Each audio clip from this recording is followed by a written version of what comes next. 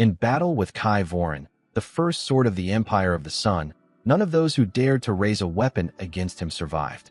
Neither knights, nor generals, nor forest mercenaries with poisoned blades. He stood above them all like a mountain above a plain, just as inevitable, just as indifferent to others' efforts. That was exactly why he was killed differently. Wine with a slow poison. Good wine, it must be said, aged in the proper glass, served by a servant whom Kai had trusted for 8 years. He realized he was dying when he rose from bed and saw his fingers trembling slightly for the first time in 30 years. Trembling. So that was it. He sat by the window, threw a cloak over his undershirt, and watched the city until dawn came. Outside the window, the capital was waking. Merchants were opening shops. Children were running somewhere with shouts. Guards were changing at the southern gate with yawns and the clinking of steel. An ordinary morning. Kai held the sword on his knees. He thought about who had done it, and it did not take much time. The list of those who wanted him dead was short only because most of those who had wanted it had already found their place in the ground. But some had survived. Those who had not risked fighting openly, but smiled at feasts and poured wine. The commander of the Western armies, Doran Hell, Lord Advisor Merrick Senator, and someone else above them. The one who feared not Kai's strength, but his reputation. A man whom swords obey cannot be left alive when you want to create your own state. Kai smirked. So they had finally decided.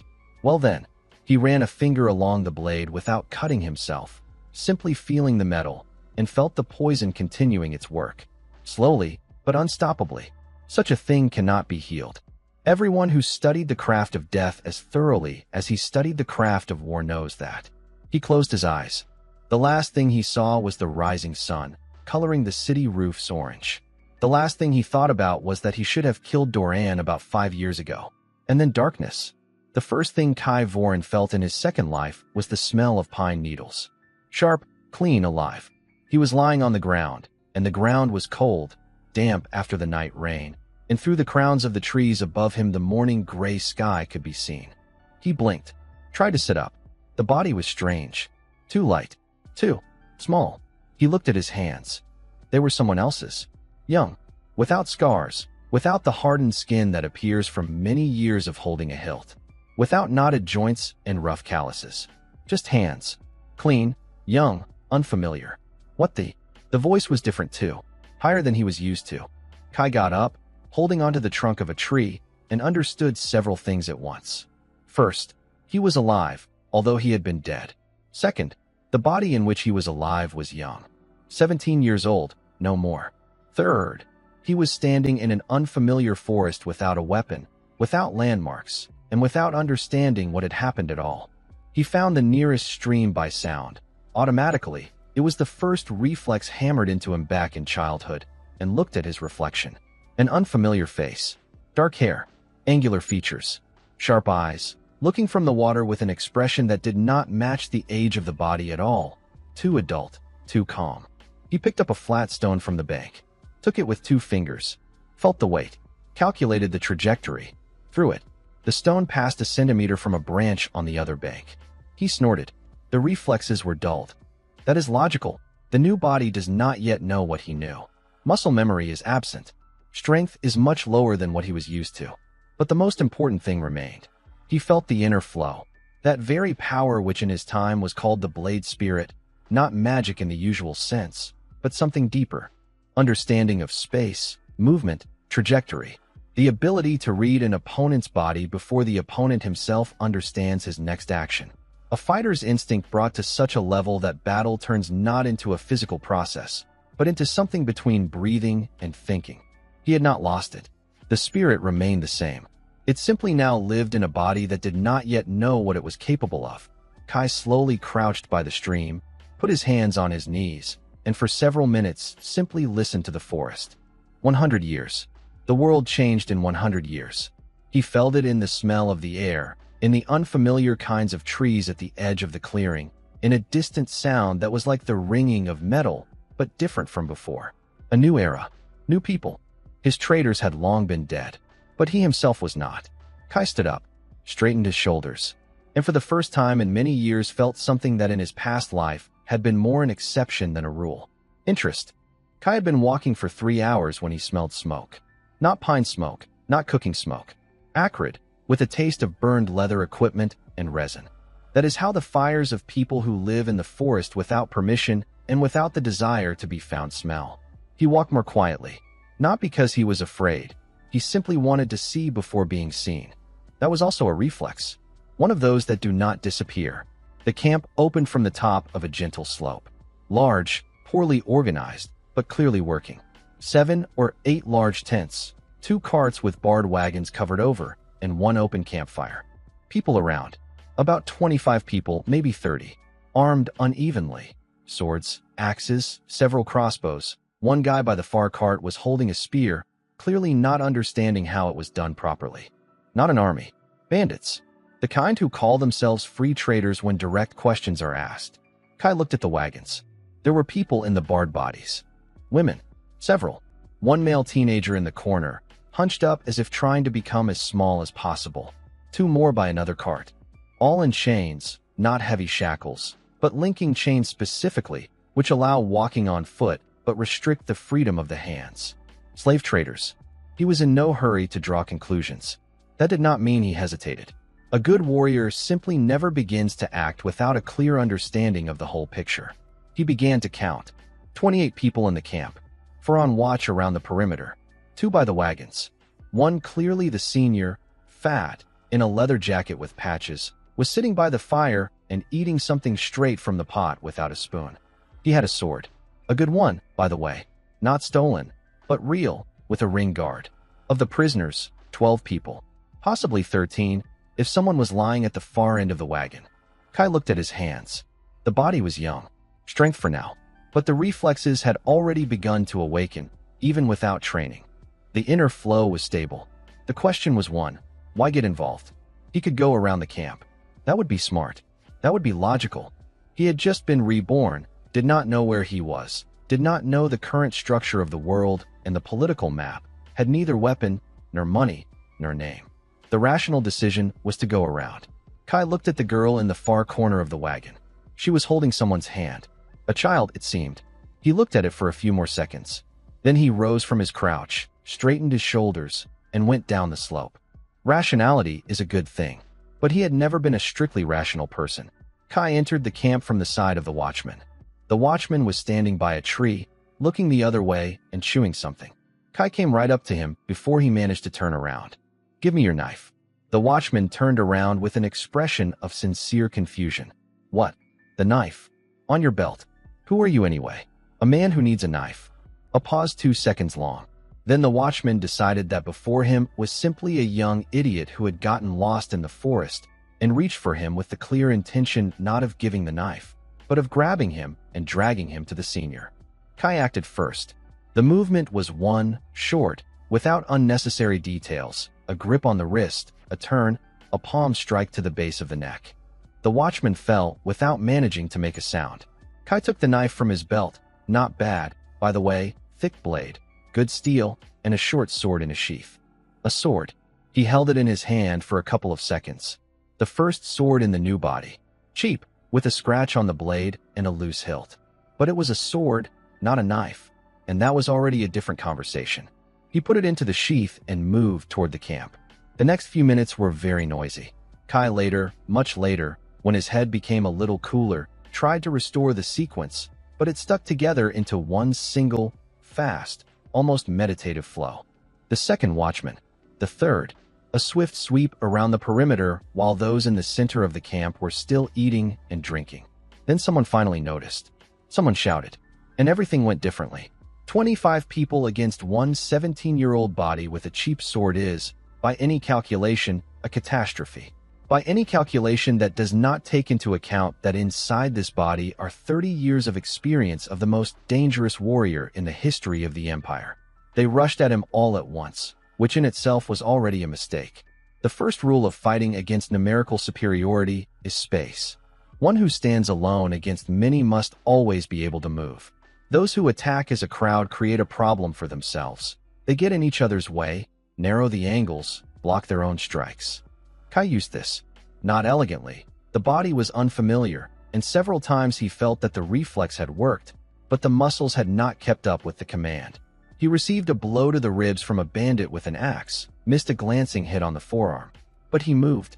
Constantly. Angles, turns, using opponents as shields from one another, strikes at points that break the will before they break the body. Knee, wrist, throat, not to death, just to switch off. A strike with the hilt to the temple. A sweep. Movement again. He broke the cheap sword on the third opponent, threw it at the head of another, then took someone else's.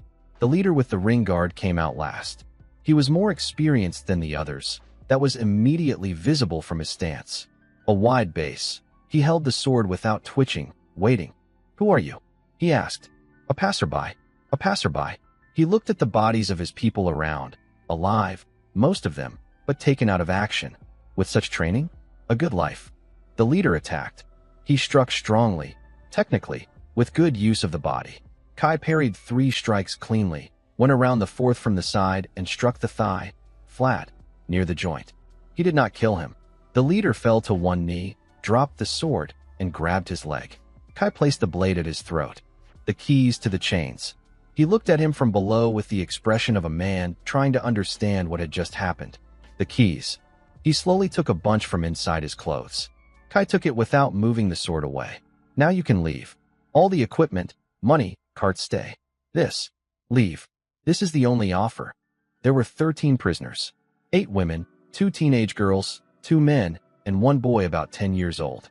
Kai opened the locks one by one, silently. They looked at him, some with fear, some with cautious hope, some with an expression of "I still do not believe this is really happening." The last lock he opened was that of the young woman who sat in the far corner of the second wagon, the very one he had noticed from the hill. She was pressing a girl of about 6 to herself. When the chain fell, she did not rush to run. She raised her gaze. "Who are you?" she asked. Her voice was even. "Despite everything. Not important for now. Important. Because you just killed." "No. Did not kill. Took down more than 20 people. Alone. 28. 28. Alone. In a body that is not yet 20 years old." He looked at her more attentively. Smart. Observant. Holding herself together. "Get out," he said. "It is getting cold." She got out, placed the girl on the ground beside herself, looked around at the other prisoners, and this was unexpectedly calm, said, "Gather by the big fire." Everyone, and the others obeyed. Interesting, Kai thought. They settled by the fire. Someone found food in the camp supplies. The boy was crying quietly, and one of the women held him by the shoulders. 2 men, one with a split lip, the other with an arm in a sling, stood a little to the side and watched Kai with cautious respect. The woman with the girl sat opposite him. "My name is Lyra," she said. "I used to be a trader." "Used to be?" "We were taken 3 weeks ago." She did not go into details. She simply gave information. "The route went south. I think to the gray market." "Do you know it?" "No." She was slightly surprised. "The largest slave market beyond Raven Ridge. There we would have been sold through." She stopped. "It no longer matters. You got us out." Kai silently stirred the coals with a rod. "We need to leave here before morning," he said. "If these people have a senior, he will send others." "They do." Lyra nodded. "They spoke about a master. Some Shrek from Targan. A slave trader, mainly acts through intermediaries." "Targan is?" She looked at him again with slight astonishment. "A city, 2 days' journey to the north. The main trading hub of the province of the summit limit." He remembered. "Then we are not going north." Before dawn, they were still sitting by the dying fire. Most of the prisoners were dozing. Exhaustion had taken its toll. Only Kai, Lyra, and the 2 men were still on their feet. The first, tall, with a broken nose and a blacksmith's hands, introduced himself as Horace. A former mercenary, lately a guard of a trade caravan. He had been taken together with the others during an attack on the convoy. The second, thinner, with sharp eyes, was Selt, a former clerk and accountant in some provincial administration. He did not explain how he had ended up with the slave traders, but from the hints it was clear that he had witnessed something unnecessary. "You gave us life," Horace said directly. "That is a debt." "No debt," Kai answered. "It was my choice, not yours." Still, he was not going to back down. "Where are you going?" "I do not know yet." "You are lying." Kai looked at him. "Fine. I know approximately. But that is my business."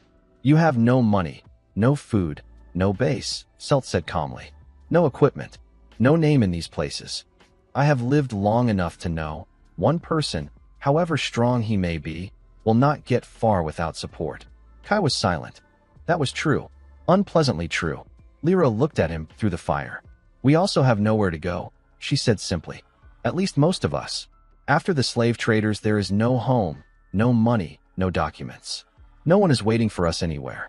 If we scatter through the forest, some of us will not live to next week. Silence. What are you suggesting? Kai asked. Nothing, she answered. I am simply putting the facts on the table. He looked at them one by one. Horus is a fighter, experienced, useful. Selt is a head, knows how to work with documents and numbers. Very useful. Lyra is a trader, knows markets and cities. Strategically useful. He had been a soldier, then the best sword in history, but never a builder. He had never created anything from scratch.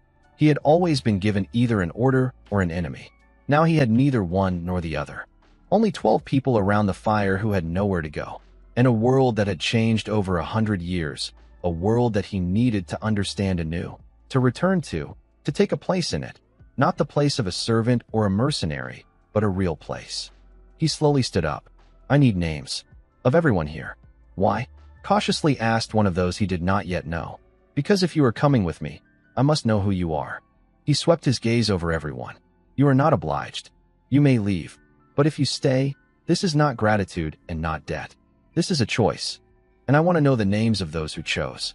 Lyra was the first to say, Lyra Solt. Then Horus. Then Selt. Then, one by one, the others. 8 women, 5 men of different ages, 1 boy named Run, who looked at Kai with huge eyes and did not blink. The last to give her name was the teenage girl who had been silent the whole time. Quietly, almost inaudibly, Nea.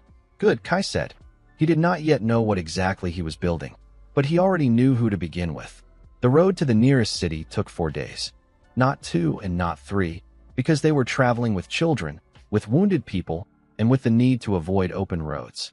On the 3rd day, the rain grew stronger, the boy Rin caught a cold, and they lost almost half a day while Lyra found something like an herbal mixture in the seized supplies. Kai walked first and last alternately. At first this irritated him. He was used to a different pace. Used to walking as he needed, not as a group of 13 assorted people in a wet forest could. Then the irritation passed. Because he began to observe. Horus moved well for his build, kept formation, did not whine. A commander of a small combat group could come out of him if directed properly.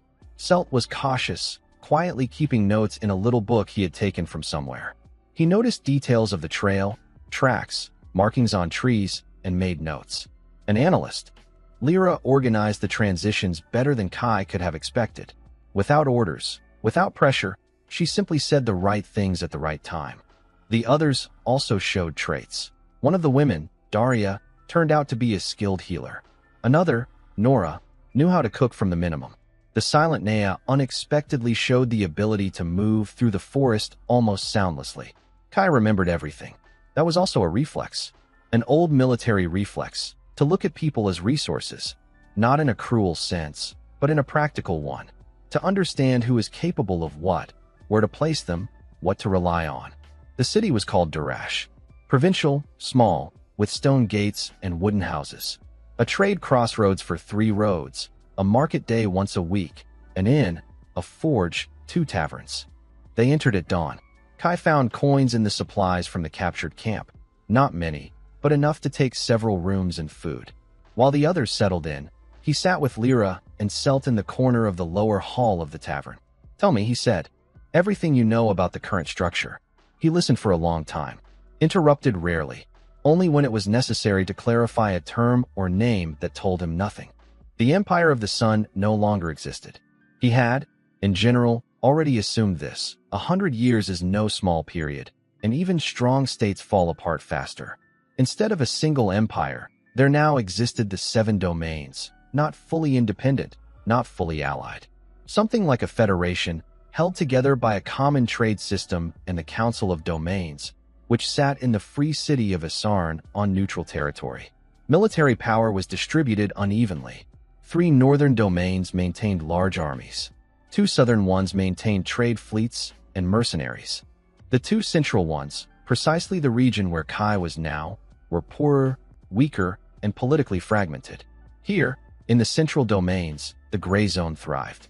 slave trading, petty banditry, unregistered guilds, disputed territories where laws either did not exist or were not obeyed.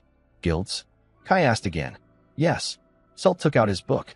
The main legal structure for independent activity. Trade, combat, reconnaissance, craft.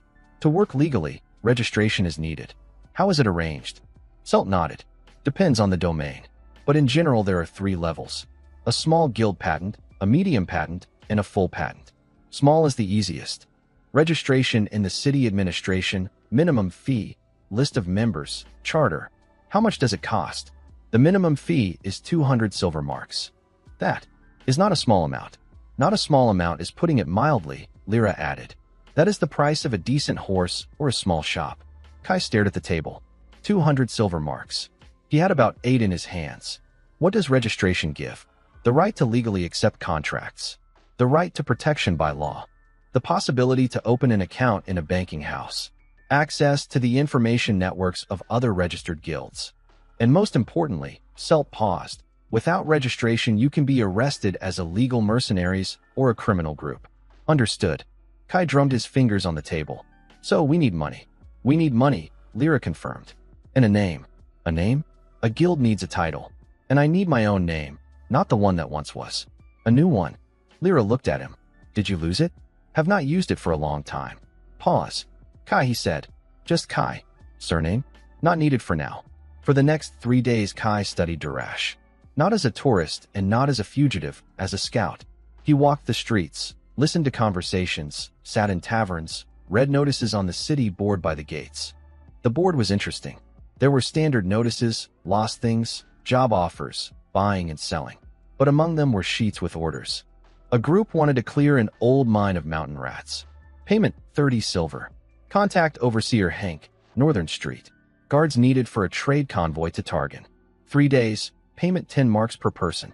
Experienced ones preferred. Request, find and return a missing trader. Last seen at the 3 Oaks. Reward 50 silver. Kai read carefully. The convoy to Targan was too close to Shrek City. Excluded. The mine was realistic. But 30 silver would be divided by at least 2. The missing trader was potentially interesting. 50 silver was good, but missing near the 3 Oaks meant either bandits or something worse. He took all 3. The mine took half a day. There were no mountain rats there. But there were boars that had made a den in the lower tier, and Kai understood this already at the entrance by the smell and the nature of the tracks. Overseer Hank was surprised when one person came to him instead of a group. He was even more surprised when that same person returned 4 hours later with 8 boar carcasses. Hank looked at the carcasses. How? You did not say anything about boars. I thought they were rats. Turn out to be boars. If you want the carcasses, they are yours. I asked for payment according to the contract. Hank paid 30 silver and silently added 10 more, with the look of a person who did not understand how this had happened at all. The missing trader was found the next day. He was hiding from his own creditors himself, as it turned out. Kai found him in an abandoned house by the eastern wall and held exactly one conversation on the topic that it was better to come out and deal with debts than to hide and accumulate problems. The trader came out. The client paid 50 marks. Selt kept accounts with the precision of an archive clerk. In the first week, they gathered 112 silver. 200 was still far away, but the direction had been found. While the money was being gathered, Kai thought. This was his second habit after observation. Before, he had thought about battles. Now about structure. He had heard the word guild in his past life, but back then they were mostly trade associations or warrior brotherhoods needed by others. The first sword of the empire did not need a guild. But now Kai was not thinking as the first sword of the empire. He was thinking as a man building from scratch. Selt, he said one evening, you have seen from the inside how administrative structures work. Yes. Provincial administration, a trading house, once a small scout guild. What makes a guild stable? Selt thought. 3 things. First, reputation. It is the slowest, but the most important. Contracts come to those who are trusted. Second, specialization. A guild that does one thing and does it well is always more valuable than one that takes on everything. Third, structure. Who is responsible for what, how decisions are made, how money is divided. The last is the most important, Lyra added, listening to the conversation. Most guilds fall apart because of money. Not because of enemies. What do you suggest? Kai asked. Are you creating a guild? I am thinking about it. Pause. Then a charter is needed, Salt said. An official document for registration. And an unofficial internal one. Rules for distributing earnings, hierarchy, duties. How is money divided now? Equally among all 13, Lyra said. That is what Horus suggested, and no one objected. Equally is wrong, Kai said. Lyra raised an eyebrow. Why? Because not everyone contributes equally. Equally sounds fair, but creates an illusion of equality where there is none. Horus risks differently than Nora. Salt contributes with brains, not battle. Daria heals. Nea scouts. Then what? The basic share is the same for everyone. On top, a share for a specific contribution to a specific contract. Salt began writing something down. How much is the basic share? 20% of the total income is divided equally. The remaining 80 by tasks and roles. Guild share? 10% of the total into the fund. For development. For equipment. For emergencies. Salt looked at him. You have already thought it all through. No, I have only begun. The guild name was discussed all evening. It was unexpectedly serious. Kai had not thought it would take so much time, but it turned out that everyone present had an opinion. Horus suggested Iron Fist. Practical, understandable. Salt, free company. Neutral, without claims. Nora, something connected with the forest, because they had all come out of the forest. Lyra was silent. When she was asked directly, she answered, the name should speak of who you want to become, not of who you are now. Kai looked at the fire. Who did he want to become? Powerful? Inevitable? To return what had been? No. He thought about the boy named Ron, who was sitting at the other end of the room and chewing bread, and about the fact that a week ago this boy had been in chains in a dirty wagon. He thought about Lyra, who had started organizing people first thing. He thought about the fact that in his past life there had been no one he could entrust his back to, and that was exactly what had killed him in the end. Blade and root, he said. Silence. Blade is strength. Root is the foundation. What holds? Lyra slowly nodded. I like it. Salt wrote it down. They reached the sum of 200 silver by the end of the second week. Exactly on the day when Kai was already preparing to go to the city administration with an application for registration, Salt returned with news. Bad. There is an overseer named Vault Ryan in the Durash administration, he said, carefully closing the door. He is responsible for guild registration in the province. And he has been rejecting all new applications for the last 3 months. Why? Because he has a contract with 2 already operating guilds. Salt spoke calmly, as always, but beneath the calm there was something like anger. The Silver Clique and the Road Dogs. Both deal with guarding and small contracts in the province. Both pay Ryan so that competitors do not get registered. Is that illegal? Technically, yes. Practically, in the central domains the law is enforced exactly as much as there is no one to violate it. Kai was silent. How many people in the Silver Clique? About 40. Based in Targan. The Road Dogs? Fewer. About 25. Here, in the Durash district. Pause. There is one more thing. Speak. The Road Dogs deal with guarding, but several of their people were seen escorting slave trading convoys. A cold pause. Horus, sitting by the wall, slowly raised his head. Lyra stopped writing. Those same ones. Nea asked quietly from the corner. Possibly not directly, Salt answered. But there is a connection. Kai placed the coins back on the table.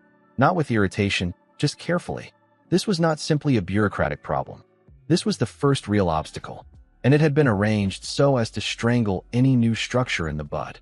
Then we need another path to registration, he said. There is one. Salt opened the book again.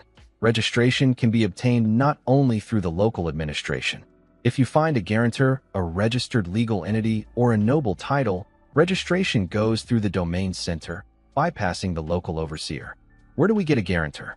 That is already another question. Kai slowly stood up. We will find one. Her story came out by chance. In the 3rd week, Kai noticed that the girl disappeared in the mornings and returned by noon. Without explanations. Without questions. On the 4th time, he followed her. The forest east of Durash was old. Oaks 2 arm spans thick, mossy stones, a stream that wound as if it itself could not decide where it needed to go. Nea stood in a clearing and worked with a knife. Not with one, with 3. In turns. She threw them at a tree from a distance of 15 steps. Most hit. Not all, but most. and with each throw the technique was slightly more precise. Kai stood at the edge of the clearing and watched. She did not hear him, and that in itself said a lot. Either very focused or not trained to notice a presence behind her back. More likely the first. "Who taught you?" he asked. She turned sharply. The knife was already in her hand, the stance instinctive, not set. "You." She exhaled. "Do not sneak up. You did not hear. That is more important." She frowned. "I taught myself. Myself. The knives were my father's." "Who was he?" "A hunter." "Just that." Without emotion. "Good base," Kai said. "But you hold the blade incorrectly for the throw. Give it." She looked at him, then held out the knife. They spent the next hour in the clearing. Kai did not explain much, not complicatedly. The angle of the wrist. The moment of release. How to read the wind. Naya was silent, listened, tried. By the end of the hour, she hit 1.7 times out of 10. "You know how to move in the forest," Kai said. "That is valuable. I just grew up in the forest. And that is why it is valuable. The guild needs such a person." She looked at him. "You are building a guild." "Yes." "Why do you need this?" She asked directly. "You could leave alone. You do not need us." "I do." "No." He stood up and picked up the knife. "The last time I was alone, I died," he said. The reason was exactly loneliness.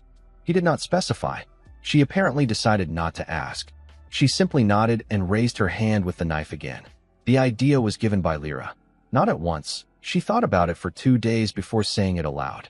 Kai noticed it by the way she walked around the room of the inn in the evenings and muttered something under her breath, looking over the contact list she had been keeping from the very beginning. On the 3rd day, she came to him in the morning and placed a folded sheet on the table.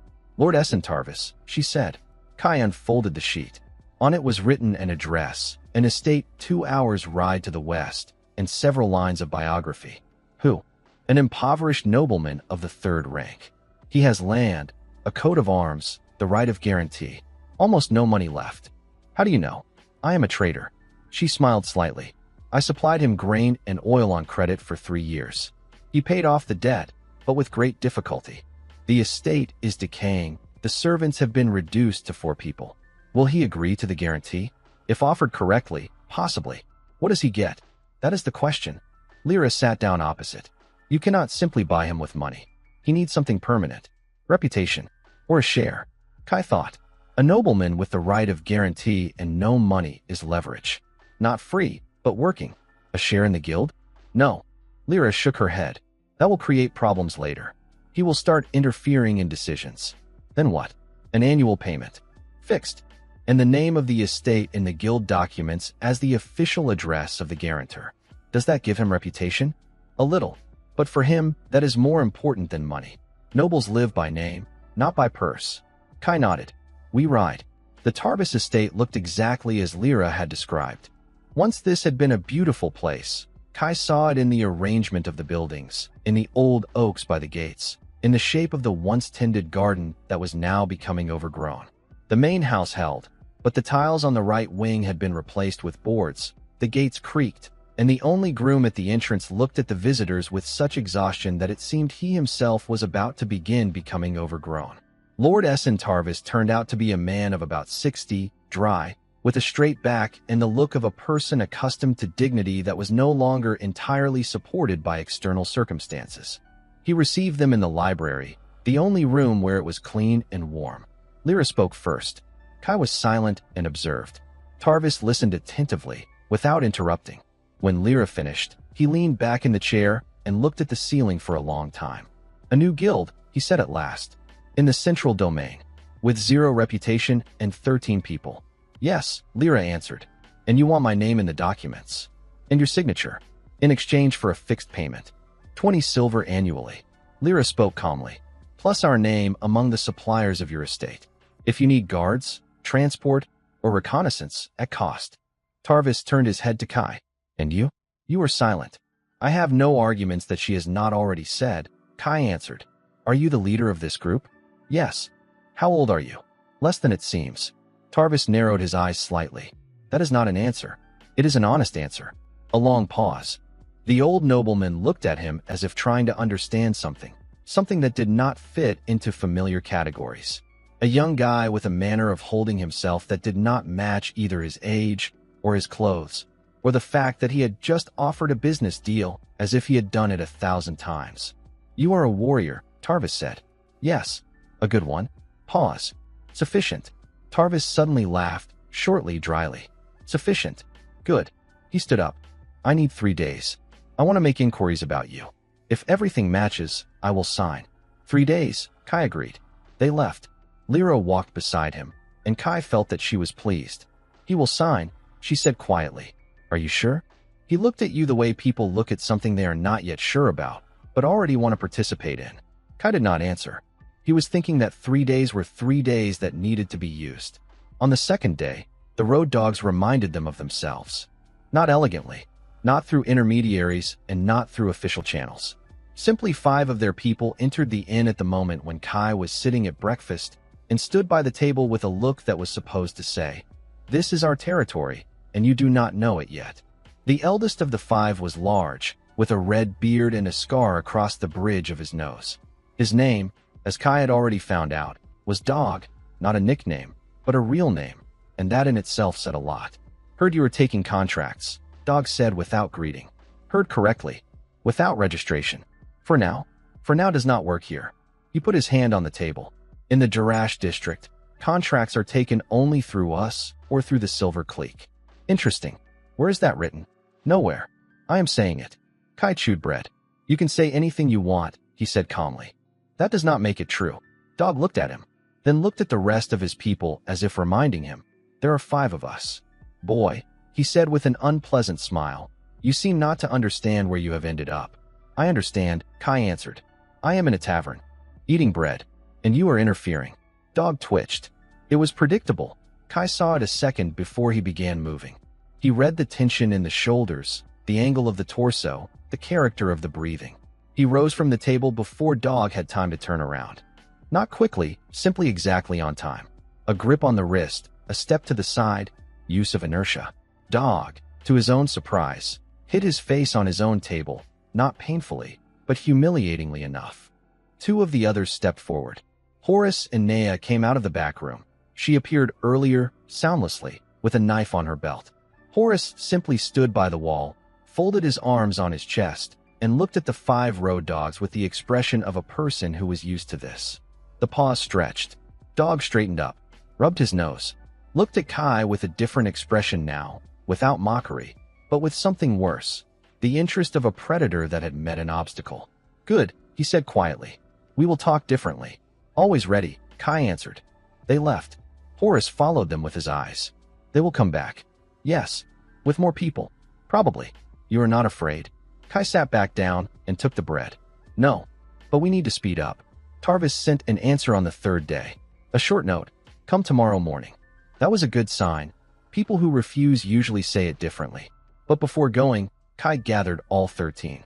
It was the first real conversation of the whole group. Not by a fire in the forest, not in haste, but at a large table in the lower hall of the tavern, with food, with paper, and with the understanding that everything would be different next. "We need to talk about who we will be," he began. "Not tomorrow. In general." The faces around were different, attentive, cautious, tired. Horus looked straight ahead. Selt held a quill ready. Daria nervously folded her hands. Rin chewed bread and listened the way children listen, with full, unfiltered concentration. "A guild is not simply permission to take contracts," Kai continued. "It is a structure. A structure has rules. Rules protect the people inside, and let the people outside understand what to expect from you." "What rules?" Daria asked. "First," he raised one finger, "no one takes a contract alone without coordination, even a small one. I must know who does what." "Why?" "Because the road dogs or the Silver Clique may use a loner as an entry point. One person is weaker than a system." No one objected. "Second, money goes into the common fund. Distribution according to the scheme Selt explained. No personal deals behind the group's back." "And if someone offers us something personally?" asked one of the men, Thorn, a former soldier. "If personally, you refuse or report it. This is not punishment, this is protection." Kai looked at him. "In my practice, people who take money behind their own people's backs sooner or later take money against their own people too." Thorn nodded, not with joy, but without objections. "Third, we do not work with slave traders. neither directly nor indirectly, under no pretext. Silence. This rule required no explanation. 12 of the 13 people in the room had once been in chains themselves. Fourth, everyone is responsible for their role. Horus, combat unit. Celt, documents and finances. Lyra, contracts and connections. Daria, medicine. Nea, reconnaissance. The others at discretion. And you? Nea asked quietly. I make the decisions that no one else has made. It sounded sharper than he had intended, but no one laughed. Fifth, Kai added. If someone wants to leave, they leave freely, without debts and without resentment. This is not a prison. Lyra looked at him. And you? Will you stay? He looked at her. I stay. It was an honest answer. For the first time in a long time, he was giving an honest answer to a question about the future.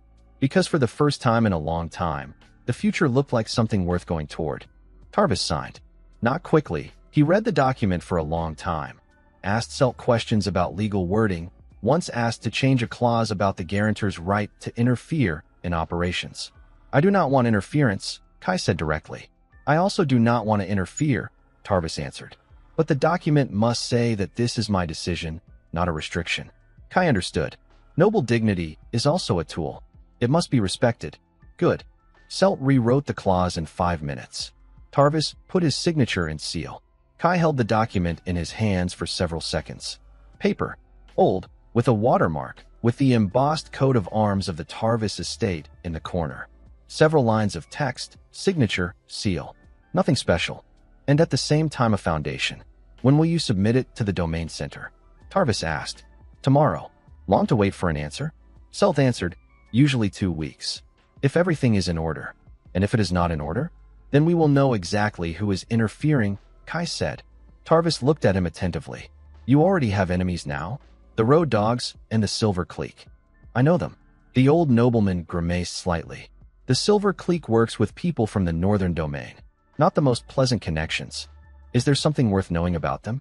Tarvis was silent for a moment. Their commander is Grand Selvies. Hard, smart, without principles. He will not fight you directly while you are small. But if you begin to grow, he will find a way to stop you. Not by force. Through connections. Through corrupt officials. Through everything available. Thank you for the warning. Tarvis stood up and extended his hand. Kai shook it. Good luck, said the old nobleman. The central domains have not seen an interesting guild in about 20 years. Kai almost smiled. We will try to fix that. The domain center was located in Helga, a city twice the size of Durash, with stone pavements, with a banking house, with 3 inns of different levels, and with an administrative quarter that occupied an entire block in the center. Kai came there with Celt. Not with everyone. That was impractical.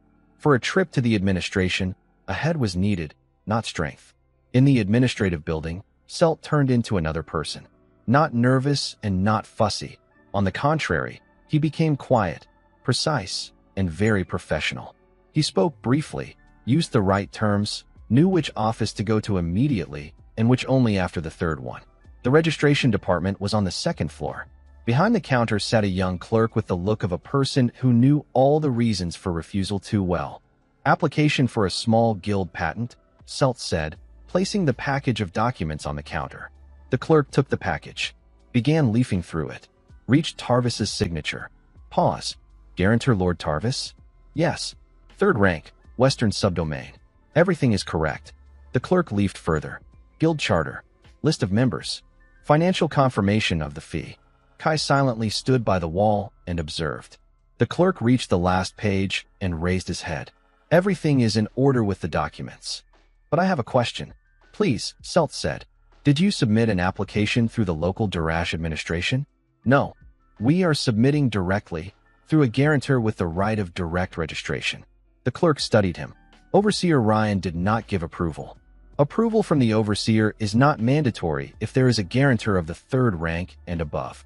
Article 18, Paragraph 3 of the Regulations on the Guild Structure of the Central Domain, edition of the 114th year. A long pause. The clerk looked at the documents again. Then at Celt. Did you work in administration? I have experience. Another pause. Then the clerk put an incoming stamp. Review 14 working days. The answer to the guarantor's address or to the address indicated in the documents. Thank you. They went out. On the street, Celt finally exhaled. He wanted to refuse, he said quietly. I know. But he could not. Ryan managed to warn through his channels. The clerk knew about us in advance, and still could not refuse. Because the documents were correct, Kai answered. You work well. Selt was silent for a moment. I simply know the rules better than those who abuse them. That is good work. The waiting was working. Kai did not know how to wait passively. This remained from his first life, when space without movement meant space that someone was using against you. He used the 14 days densely. First, training. His own body had to be raised systematically. Kai built a daily routine, not harsh, but consistent. In the morning, basics, from the beginning, as if he were learning from scratch. Balance, acceleration, precision. In the evening, specifics. Work with the sword, adaptation of reflexes to the new body. Progress was visible already after a week. The body grew faster than that of an ordinary 17-year-old, as if the inner flow accelerated physical adaptation. The reflexes that had been dulled in the first days began to return. Not at full strength, but that was a matter of time. Second, training the group. Horace was good as a fighter, but only solo. He did not know how to work in a pair or trio, as most mercenaries do not, accustomed to the contract one guard, one merchant. Kai set him fights in pairs. With Thorn, with one of the other men named Hess. He explained very little, he showed. This worked faster than words. Naya developed reconnaissance. She already moved well in the forest. Now Kai added tasks for shadowing in an urban environment. Other angles, other distances, the ability to blend into the flow of people. Daria recorded medical supplies, made a list of what needed to be purchased at the first opportunity. Selt worked with documents, studied local legislation, looked for precedents, prepared templates for possible contracts. Third, contacts. Lyra worked with Helga the way only an experienced trader can, quietly, through personal meetings, through conversations over food and coffee. She got acquainted with other traders, with minor officials, with owners of inns. Information is a commodity, she explained to Naya, whom she took with her to one of those meetings. And like any commodity, it has value only if you know who to buy it from and who to sell it to. Naya listened attentively. By the end of the first week, Lyra knew. In Helga there was a merchant who was looking for guards for a route south, and there was a city councilor who wanted to solve the problem of increasingly frequent thefts at warehouses. Both contracts were potentially theirs, if the patent came. On the 9th day, the road dogs paid a second visit. Not to the tavern, to the road. Kai was returning from morning training outside the city when they appeared from around the bend. 7 people this time. Dog was the senior again. Let us talk without witnesses, Dog said. Kai stopped. He looked over the 7. More organized than last time. The positioning was better. 2 immediately moved behind his back. Dog had taught them something after the first meeting. Speak. You submitted documents to the domain center. Yes. Through Tarvis. Yes. Dog nodded, not maliciously, almost thoughtfully. Smart, he said. I did not expect it. You should have expected it. Should have. He stepped a little closer. But understand me correctly. Even if they give you a patent, that does not mean there will be a place for you in the Darash district. There is always a place. Not always. For those who know how to work, always. Dog looked at him for a long time. You are very confident in yourself. No, I am confident in my people.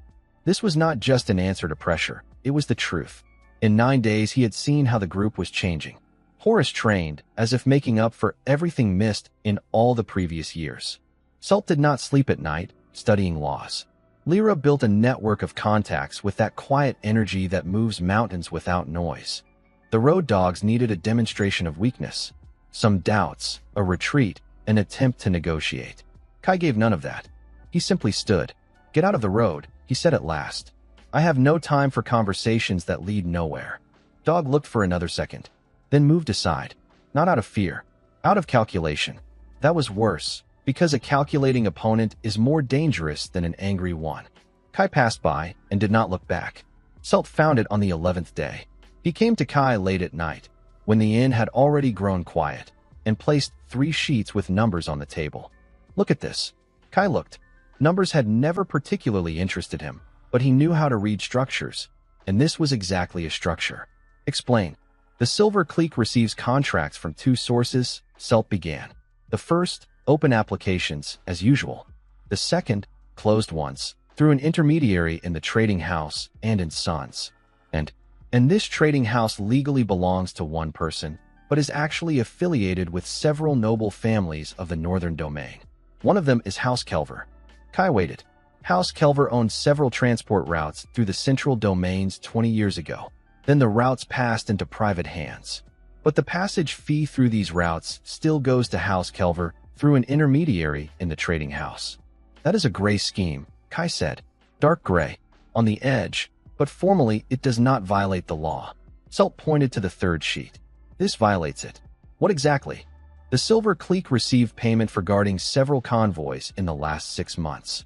The convoys are registered as trade, grain, metal, fabrics.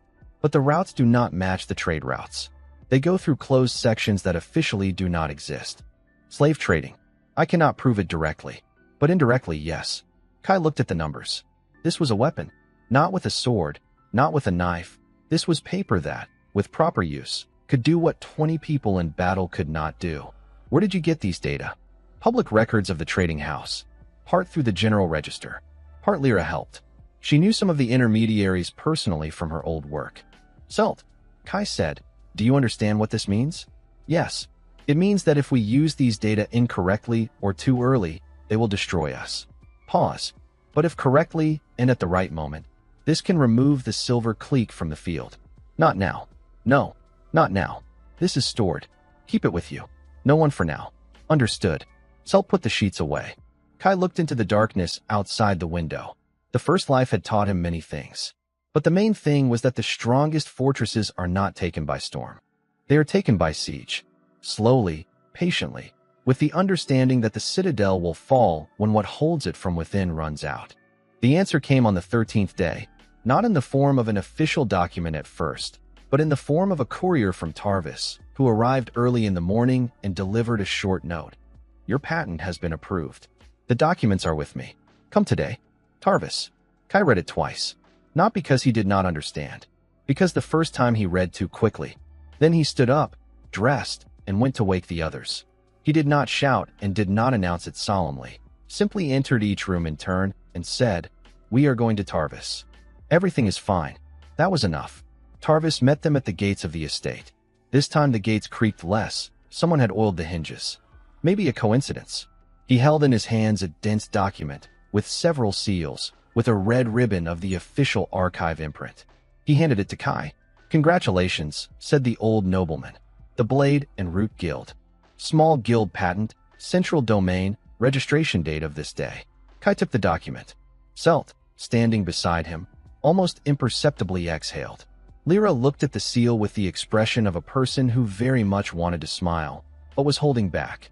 Horus simply nodded shortly, in his own way. Nea stood aside and looked at Kai as if wanting to understand what he felt. Kai looked at the document. It was paper. Just paper, but it meant a right. The right to work legally. The right to accept contracts. The right to defend themselves through law. The right to grow. What now? Asked Ren, the boy who had been standing quietly beside Daria all this time. Kai looked at him. "Now we work," he said. The first official contract of the Blade and Root Guild was modest. Guarding the warehouse of one of the Helga merchants, the one Lyra had spoken about, for 3 nights while he waited for the arrival of his own team from the southern domain. Payment 20 silver. Not much, but it was an official contract, with seals, with signatures, registered in the register. The first. Horus took Thorn and Hess. 3 nights, 3 shifts. Without incidents, without violations. On the 4th day, the merchant sent payment and a short note. Work completed cleanly. I recommend. A recommendation is also a resource, especially in the beginning. Lyra was already working on the second contract, the counselor and his warehouses. The negotiations took 2 days because the counselor was cautious and wanted to understand who he was dealing with. Kai came to one of the meetings.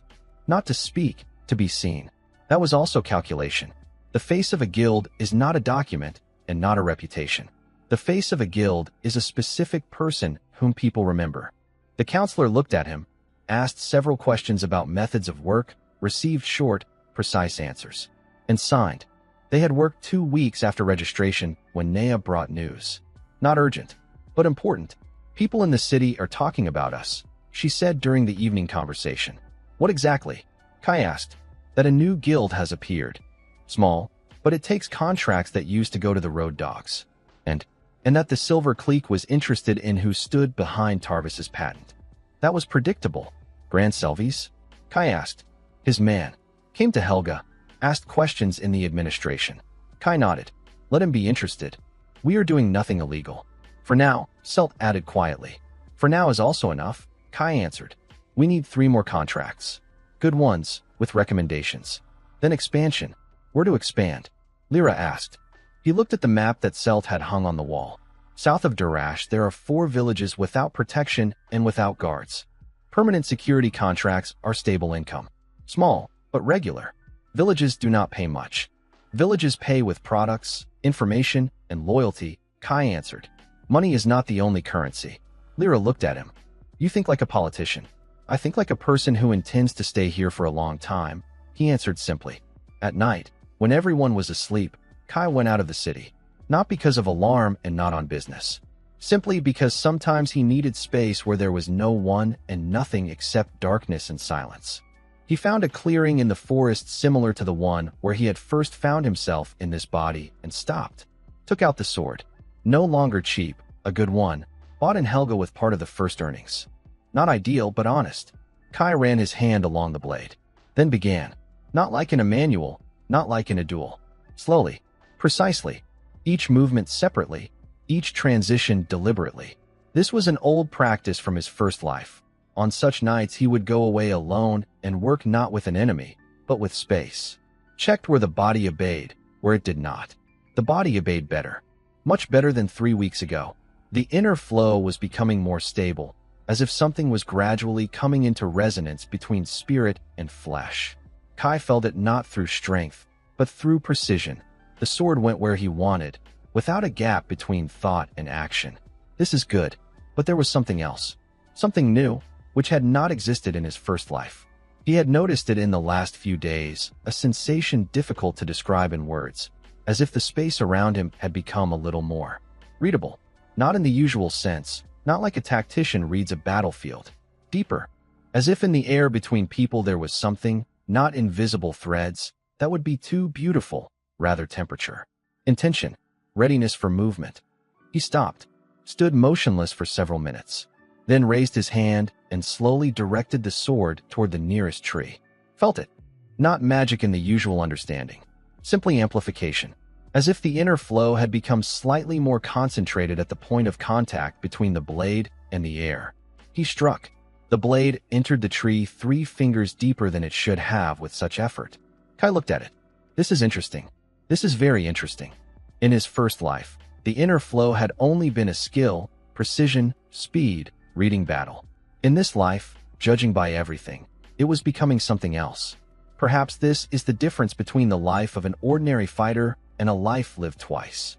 Perhaps a spirit that has survived death carries within itself something greater than just memory. He pulled the sword out of the tree, put it into the sheath, looked at the night sky for a long time, then turned and went back to the people. Everything else later. First the guild. The southern village was called Solt. Not a random coincidence with Lyra's surname.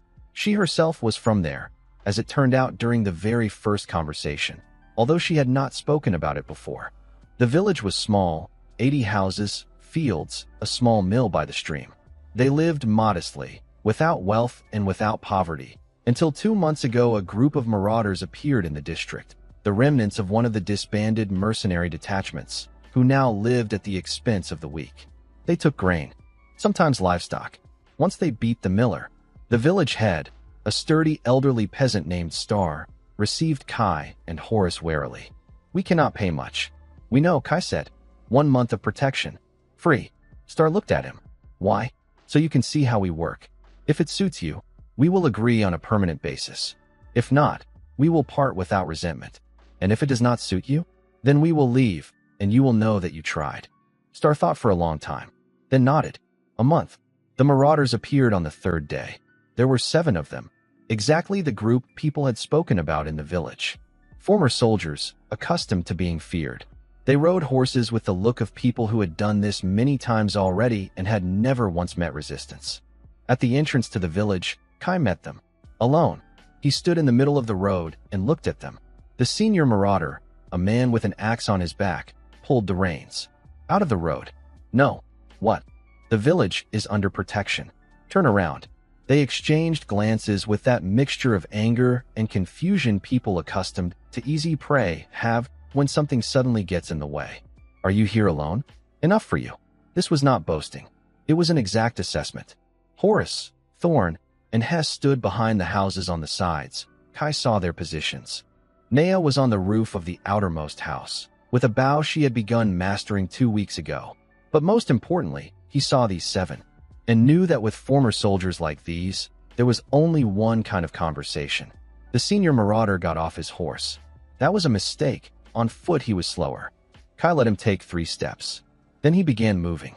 This was the first real fight with several opponents in the new body, not the chaos in the slave traders' camp, where one could rely on confusion, but a real clash, where each of the 7 understood what he was doing. And in this fight, what had changed truly showed itself for the first time. The inner flow was not merely active, it pulsed. Every movement of the opponent was read in advance, not by a second, but by a very small half-second, a quarter, but that was enough. The first fell from a hilt strike to the temple. The second lost his sword and received a knee to the stomach. The third came from behind. Kai felt it before he heard it, turned and set a block in motion, without stopping. Horace came out from behind a house and took 2 upon himself. Thorn took 1. Nea shot, missed by half a meter, but the arrow passed close enough to the senior marauder's face that he stopped and raised his hands. Everything ended in 3 minutes. No one died. The marauders were tied up, the horses were taken as compensation. The people were sent on foot toward the nearest city with a recommendation not to return. Star stood by the road and watched this, then slowly said, "How much do you want for permanent protection?" Not everything went smoothly. In the 4th week, Thorn came to Kai and said he was leaving. Why? Kai asked. I was offered a place in the Silver Clique. Pause. Kai looked at him. They contacted you? Through an intermediary. Thorn did not look away. More money. Stable structure. A base in Targan. You understand who they work with? I know. Pause. But I have family in the north. I need money. Kai thought for a second. How much are they offering? 40 silver a month. We pay 30. Yes. Kai could have raised it. There was not much money, but 5 silver was not a catastrophe. He did not raise it. Not because he was stingy. Because he understood. A person held only by money will leave for the next one who offers more. That is not reliability. That is a transaction. You are free, he said. Without debts. Thorn looked slightly surprised. Apparently he had expected persuasion. Seriously? I said from the first day, whoever wants to leave leaves. Kai stood up and shook his hand. Good luck. After Thorn left, Kai sat alone. The first loss. Small, but it said something important. The Silver Clique had begun actively working against them. Not crudely, subtly. Through people, through money, through temptation. This was a serious opponent, and it still had not seen the full strength of blade and root. That evening, Kai gathered all those remaining. 12 people. Thorn left for the Silver Clique, he said directly. This is their work, to lure people away. There will be more attempts. What should we do? Daria asked. Decide for yourselves why you are here. He looked at each of them in turn. I cannot compete with their money right now. We are small, starting from 0. That is a fact. Pause. But I can offer something else. What? Horace asked. Participation. Not just work by order. This guild is being built by you, not for you, and not by me. When we grow, it will be yours just as much as mine. Silence. Horace asked, You believe we will grow? Kai looked at him. Yes. Why? Because I have seen large structures collapse. He spoke quietly, but very clearly. And I know why they collapse. We will not make the same mistakes. This was not a fiery monologue. Just words. But Lyra would later say that it was at that very moment she understood definitively. This man was not building a guild. He was building something greater. And, perhaps, he himself did not yet know exactly what. The morning after registration, Kai received not congratulations, but a problem. The problem looked like a man in an expensive cloak, with the seal of the Domain Council on his chest and 3 guards behind his back. He entered their headquarters, a former warehouse they had rented as a temporary guild premises, without knocking and without a smile. Kai, head of the Blade and Root Guild, he said dryly. I am Varn Delmer, Inspector of Domain Licenses. Your patent is valid, but your guild has been placed on the list for additional inspection. Lyra stood by the table and did not even blink. Selt, who had long since understood what real bureaucracy was, immediately raised his head. On what grounds? He asked. Varn shifted his gaze to him. A request was submitted by 2 registered guilds that believe your activity violates the local balance of contracts. The Silver Clique and the Road Dogs, Kai said quietly. Varn did not answer, and that was an answer. What exactly do they claim? Lyra asked. That you are luring away their clients, lowering the price of guard services, and acting outside the territorial boundaries of the established contractual structure. Kai slowly pushed back his chair and stood up. They call it a contractual structure when they decide themselves who has the right to work? The inspector looked at him coldly. I do not discuss the motives of applicants. I check the compliance of documents and activity. And what will you check? Your contracts, financial report, list of members, hiring methods, and guarantor chain. Selt exhaled almost inaudibly. This was the first official strike. Not with swords. With a seal. The inspection lasted 4 days. Inspector Varn turned out not to be corrupt, and that was worse than if he had been corrupt. A corrupt one can be bought. An honest one can only be convinced with facts. And Blade and Root's facts were modest, but clean. Selt prepared the documents as if he had been preparing for this all his life. Income, expenses, contract reports, lists of issued advances, fund distribution, internal rules. Varn asked uncomfortable questions. Why is your development fund higher than average for a small guild? Selt answered. Because we do not spend excess on external image and temporary comforts. We invest everything in stability. Why is a separate medical share indicated in the charter? Daria answered herself. Because wounds are cheaper to treat immediately. And because a guild in which people die from minor injuries does not live long. Varn wrote this down without emotion. Then asked Kai, why is there no fixed seniority by age in your member list? Kai answered, because age does not equal the ability to make decisions. And who makes decisions? I do. In battle, I do. In matters of contract, Lyra and Selt. In medicine, Daria. In reconnaissance, Nea. In general matters, a council of senior members. Varn raised his gaze. So you have already formed an internal council. Logical, Kai said. If a guild wants to grow, it needs structure. The inspector was silent for a moment, then asked the last question. Do you understand that the growth of a small guild will inevitably affect the interests of the Silver Clique? We understand. And you still go further? Kai looked directly into the inspector's eyes. Yes. Varn closed the folder. Inspection completed. No violations found. For the first time in several days, Lyra allowed herself a short, almost invisible smile. It was a small, but important victorious step. The answer came not through the council and not through the inspection. Through people. The next day, one of their contracts was disrupted.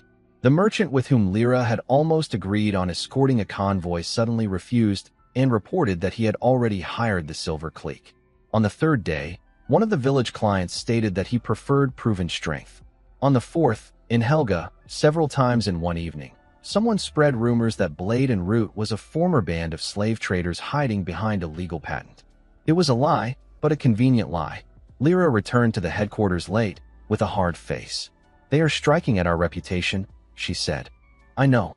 And not just striking.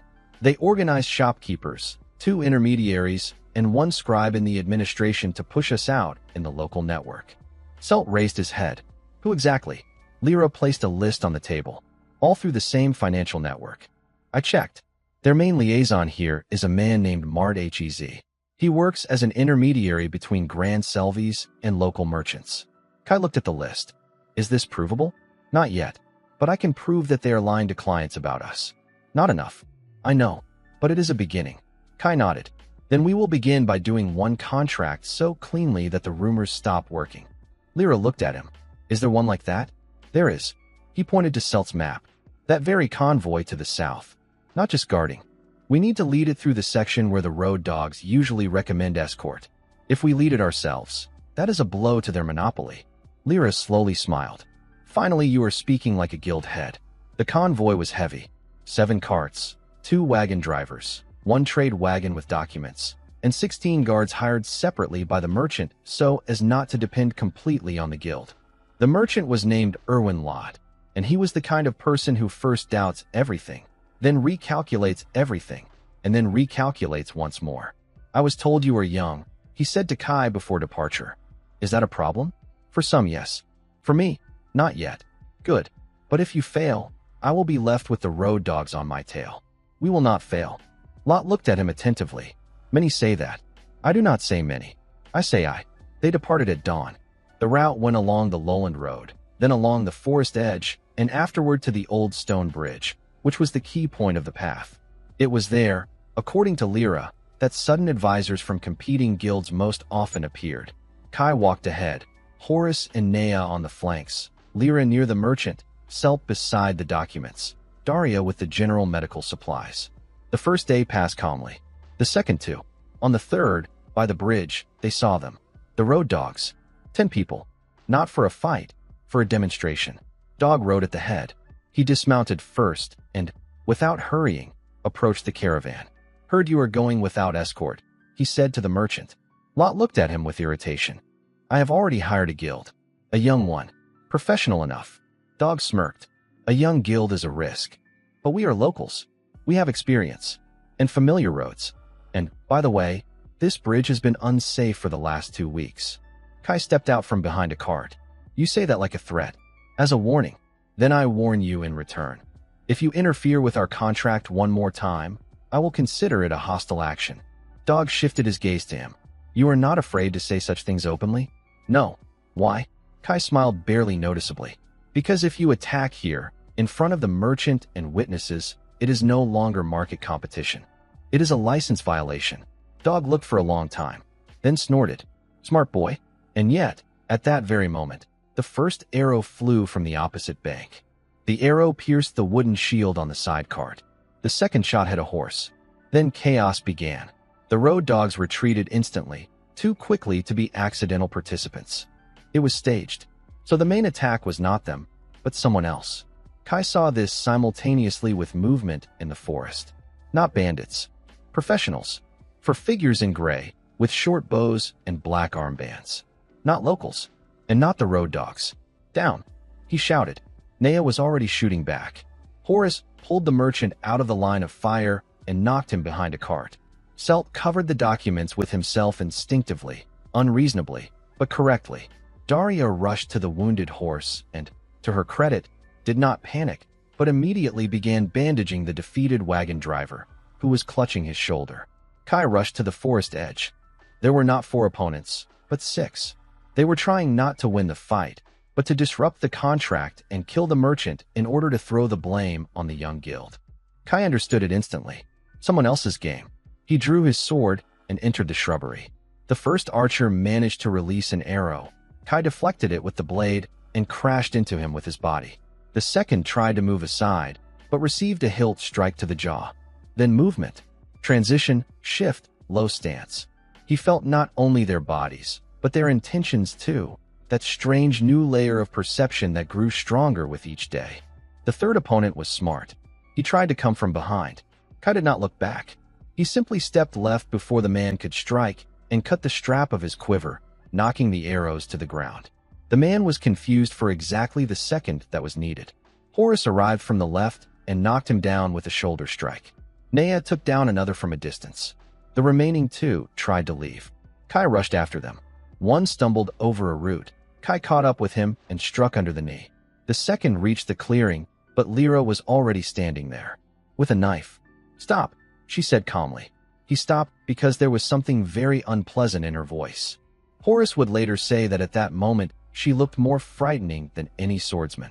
Kai approached, removed the armband from the man's sleeve. There was a sign on the fabric. Not a bandit sign. A trade one. The Silver Clique. Lot was furious. Not because he had been attacked. He could have survived that. But because the attack attempt had been organized so as to remove a competitor and frame them. I am filing a complaint with the domain center. He barked when it was over. File it, Kai said. And not just a complaint. Tell who came first, who left, and who left this sign. Lot looked at him. You think they were from the Silver Clique? I am sure. Do you have proof? Kai raised the armband. The first proof already exists. Lot was silent, then nodded. Good.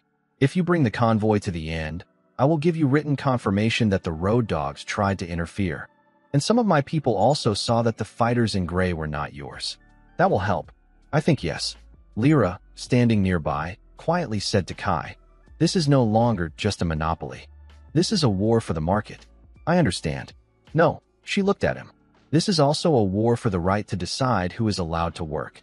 Kai looked toward the forest. That seemed like the truth. And the fact that he was only beginning to understand it made everything even more dangerous. By evening, they stopped for camp. The losses were minimal.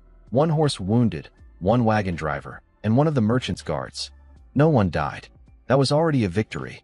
Kai sat by the fire and watched Daria treat the guard's shoulder.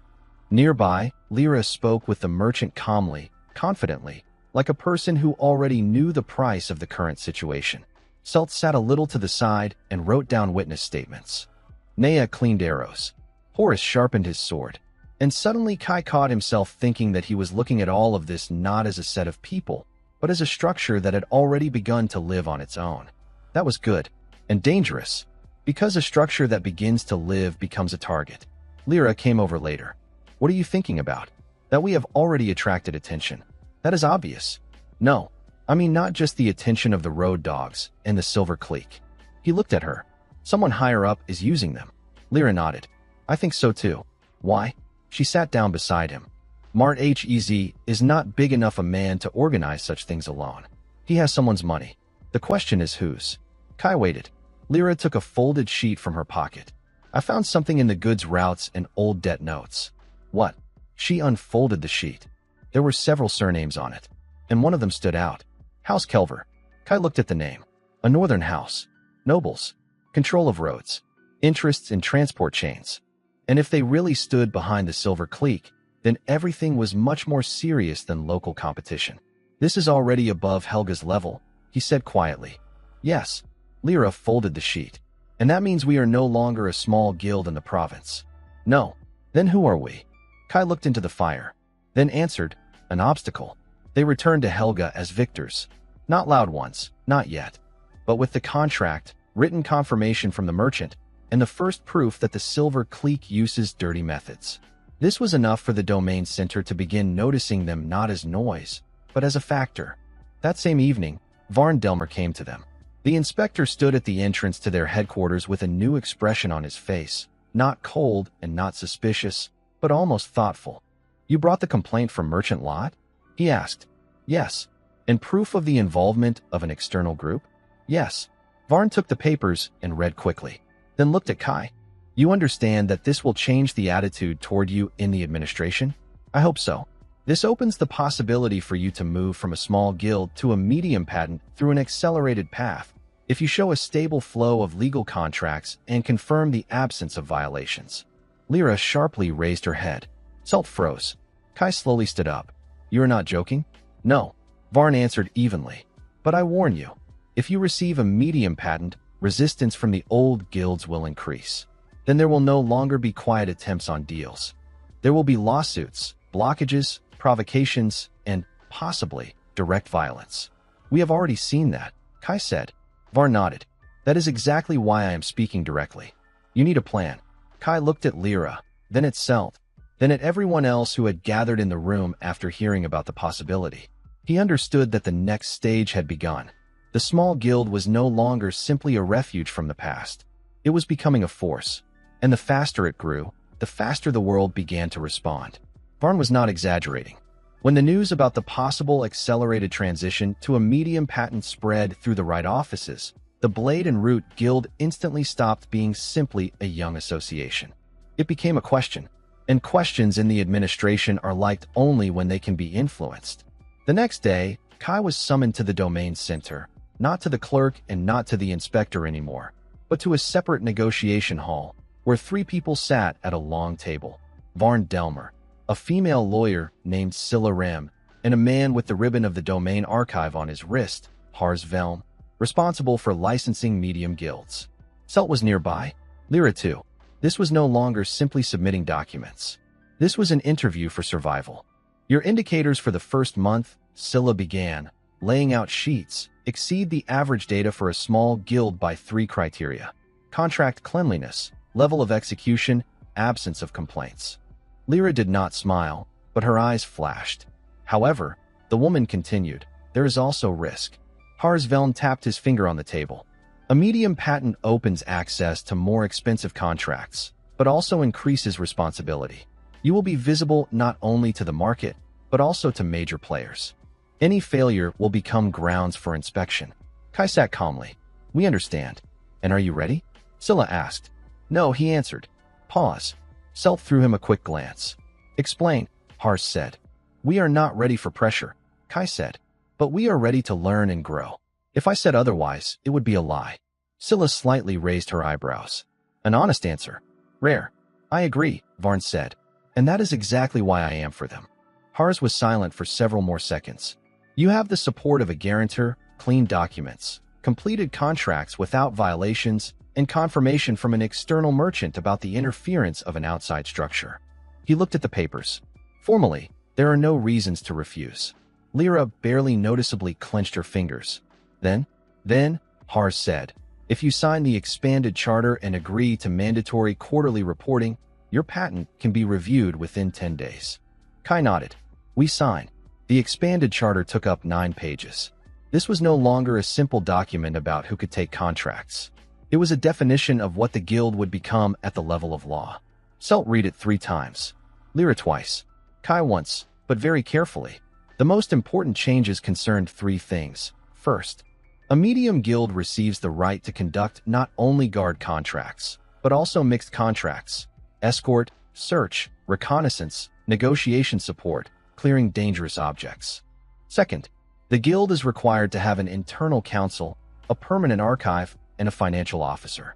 Third, a medium patent is followed not simply by the market, but by spheres of influence. Spheres of influence? Horus asked again when everything was explained to them. Selt nodded. Yes, this means that the old guilds will consider us competitors, not a temporary threat. So it will get worse, Nea snorted. Yes, Kai said, but there will also be more opportunities. Lyra placed her palm on the table. And this is a question not only of our name, but also of what we do. If we are known by our deeds, the name will become a brand. I do not like the word brand, Horus muttered. Me neither, Lyra said, but the meaning is clear. Kai looked at them and for the first time felt they were no longer just 13 survivors. They were turning into a system. This was what he had been looking for, and what he feared at the same time. While the documents moved through the offices, Lyra dug deeper. This was her strongest weapon, connections. She knew whom to ask, how to ask, and when to stop so that a conversation would not turn into a threat. On the 7th day, she brought Kai a thin folder. I found a link between the Silver Clique and House Kelver, she said. Kai opened the folder. There were goods routes, debt obligations, insurance records, hidden deliveries, several names that repeated in different documents, and one especially unpleasant one. The Kelver Investment Fund for the Regions of Transport Security. What is this? Kai asked. Officially, a program for road development and transport protection. Unofficially, a way to buy control over guilds in the central domains. Lyra poked the list with her finger. The Silver Clique receives part of its contracts not from the market, but from the fund. So they are not simply strong. They are financed as an instrument of influence. Selt turned pale. This is already a political level. Yes, Lyra said. And something else. She opened the last sheet. On it was the name of an intermediary. Mart Hez. He is not just a liaison, Lyra continued. He is Kelver's man.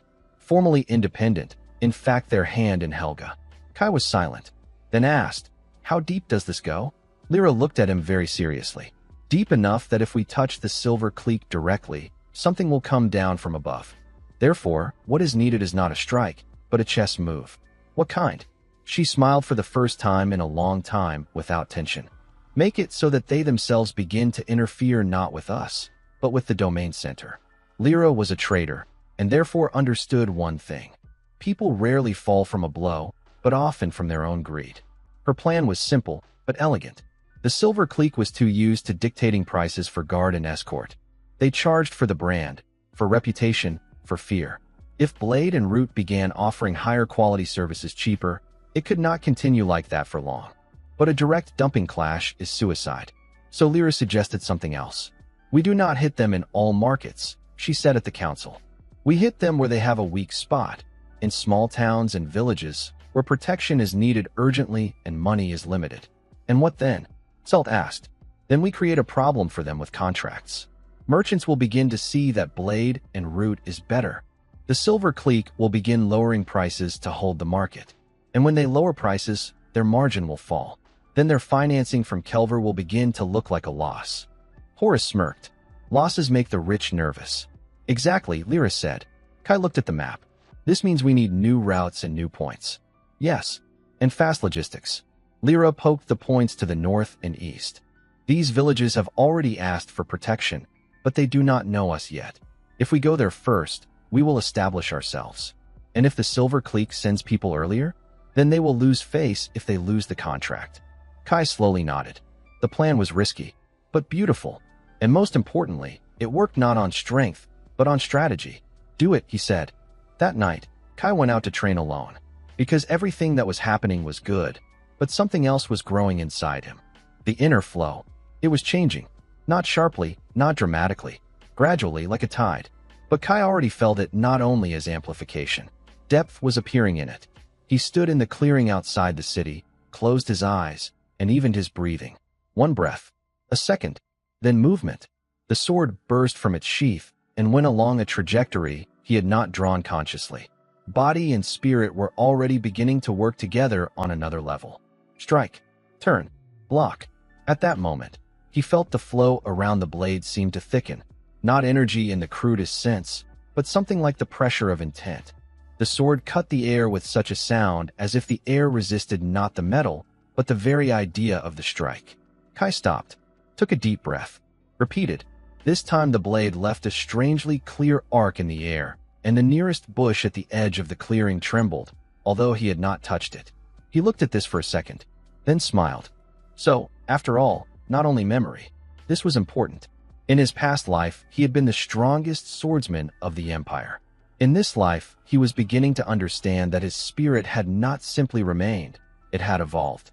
As if rebirth had not destroyed the old strength, but reforged it. This opened a new level, and a new risk. Because if strength grows too quickly, enemies will feel it. The first step of Lyra's plan was in the village of Vane on the eastern road. Small, poor, but important. Rural supplies went through it to the Helga market. Local protection there practically did not work because of poverty, and for the last 2 weeks the road had been held by a gang of thieves who presented themselves as lawful collectors. Kai took half the group. Horace, Nea, Lyra, Daria, and 2 fighters. On the road, they saw tracks. Not thieves, Nea said. Why? Horace asked. Too neat. A thief moves quickly, takes what he can, and leaves. These stay on the road for a long time. So they control the section. Lyra nodded. This is a structure. Kai was silent. All the way to the village. There they were met by the local elder, a pale, tired man with a cane. If you have come to take payment for protection, he said immediately, we have no money. We have not come for payment, Kai answered. The elder looked at him distrustfully. Then why? To ask who is currently collecting duty from you. Pause.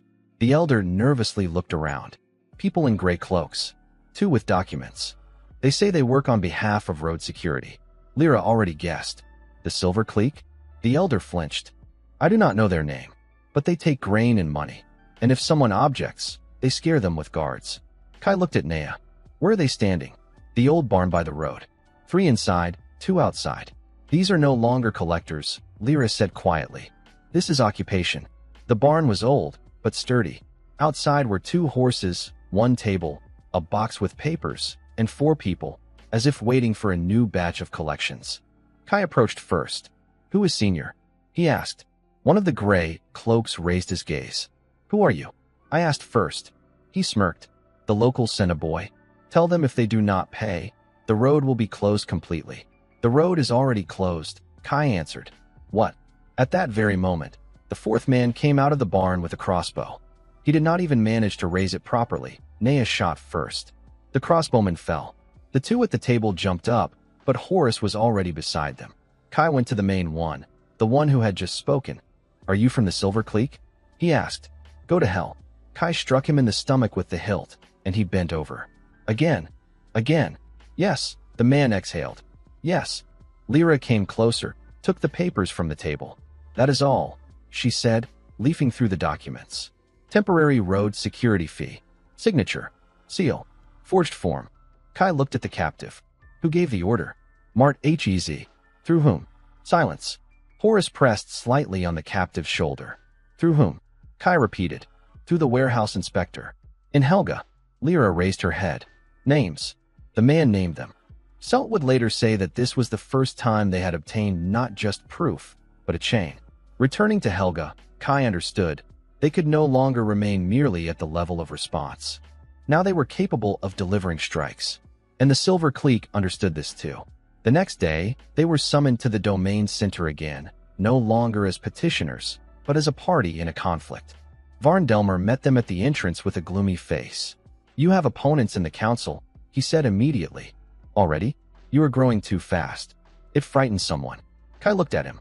We have proof of illegal collections in vain, a connection with Mart Hez, and interference in regional logistics. Yes, Varn answered. And that is exactly why they are already trying to stop you. Lyra frowned. Who? Varn was silent for a moment. House Kelver has made a request to review your license as a potentially destabilizing structure. Selt swore. This was already serious. On what grounds? Kai asked. The wording is standard. A new guild disrupting the established balance in a zone of increased transport sensitivity. Beautifully written, Lyra said dryly. Yes, and dangerous, Varn added, because almost anything can be hidden in such wording. Kai looked at him. What should we do? Varn was silent for a moment, then quietly said, prove that you are not destroying the balance.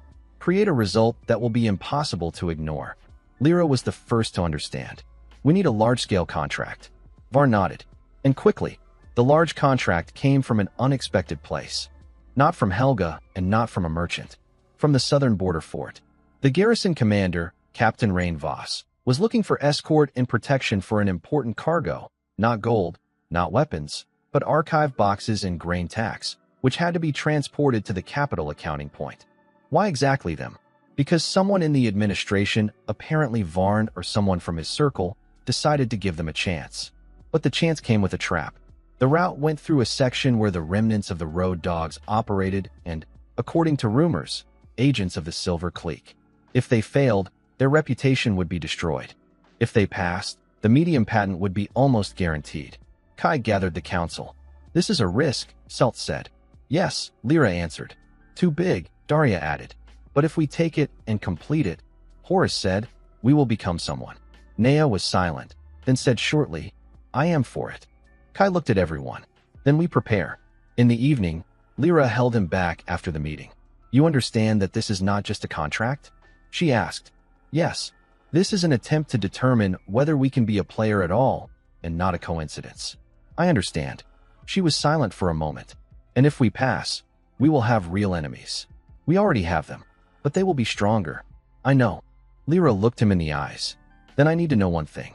What? Do you truly want to rise to the top? Not for strength, not for revenge, but exactly to the top. Kai was silent for a long time, then said, yes. Why? He looked out the window, where the sky over the city was already darkening. Because in my past life I was so high that I did not see how the people below suffered from what those above did. Pause. Now I want to rise again, but differently, so that this time I understand who and what pays for my strength. Lyra looked at him, not interrupting. And also, he added more quietly, because if I remain only a sword, one day I will again be killed out of fear. This was perhaps the most honest of all his answers. Lyra slowly nodded. Then I am with you. The cargo had to pass through 3 points. They took the first cleanly, the second with a fight. At the third, they were already waiting. And there Kai saw for the first time a man he would later remember for a long time. Not an enemy commander, not a mercenary, a senior official of domain logistics, who stood on the road with documents and spoke in such a tone as if all of this were his own game. Blade and root, he pronounced. Finally, Kai narrowed his eyes. Were you waiting for us? You? No. The official smiled. But your growth was predictable. Lyra took half a step forward. Who are you? Remval Kelver. The silence became heavy. The name. Not just House Kelver, a man from there, personally. You should not be here, Selt said quietly. And yet I am here. Remval looked at the cargo, then at Kai. Your contract intersects with the interests of my house. I have come to offer you a deal. Kai did not answer. Give up this route, and we will not hinder your development further. You will receive safe growth. A medium patent. Partnership terms. The possibility to work on northern routes. Lyra tensed. And the price? Renval looked at Kai. No interference in the Silver Clique. No investigations into Mart HEZ. No questions about our supply chains. Kai slowly smiled. Not joyfully. You want us to become convenient. I want you to become reasonable. No, Kai said. You want us to stop being a threat. Renval did not deny it. And that was an answer worse than any denial.